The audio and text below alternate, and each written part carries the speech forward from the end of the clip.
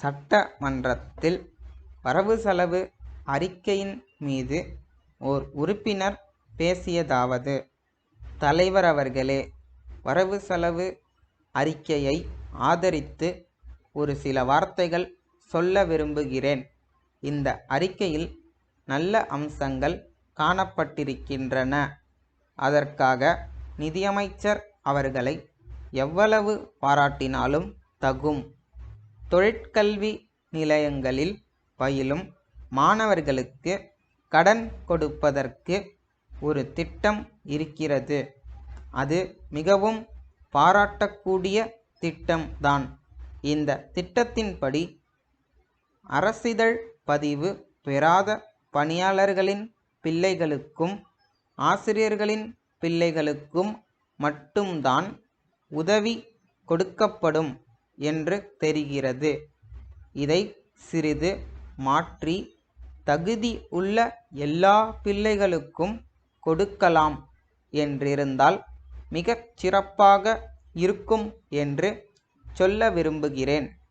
பொருளாதாரத்தில் பிற்போக்காக இருக்கும் பெற்றோரின் குழந்தைகளுக்கும் வறுமையில் வாடும் பெற்றோரின் பிள்ளைகளுக்கும் கூட இத்தகைய கடன் வசதியை தருவதாக இருந்தால் அது பெரிதும் பாராட்டக்கூடியதாக இருக்கும். அதற்கு தகுந்தவாறு திட்டத்தை மாற்றி அமைக்க வேண்டும் என்று கேட்டுக்கொள்ளுகிறேன். அடுத்த சிறப்பான அம்சம் அனாதை முதியோர்களுக்கு எல்லாம் ஓய்வூதியம் வழங்கியிருப்பதும் அது ஒரு நல்ல திட்டம்.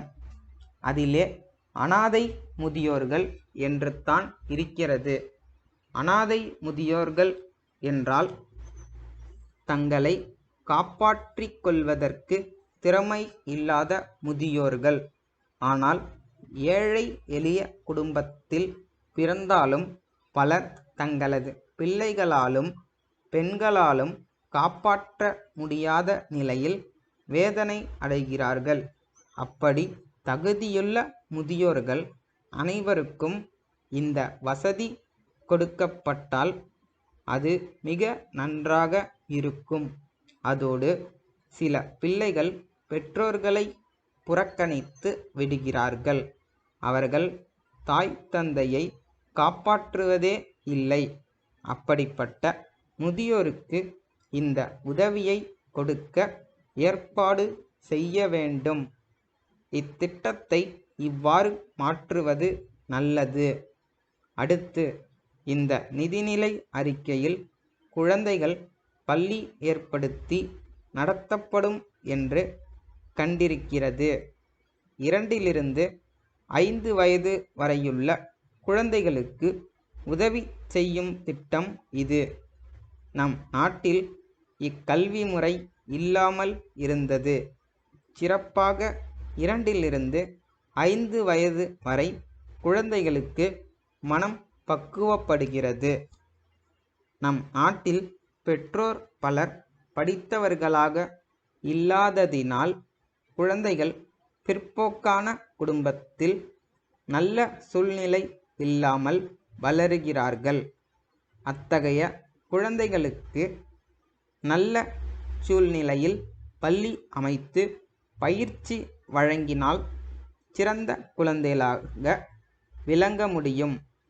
எனவே இந்த திட்டத்தை நான் பாராட்டுகிறேன்.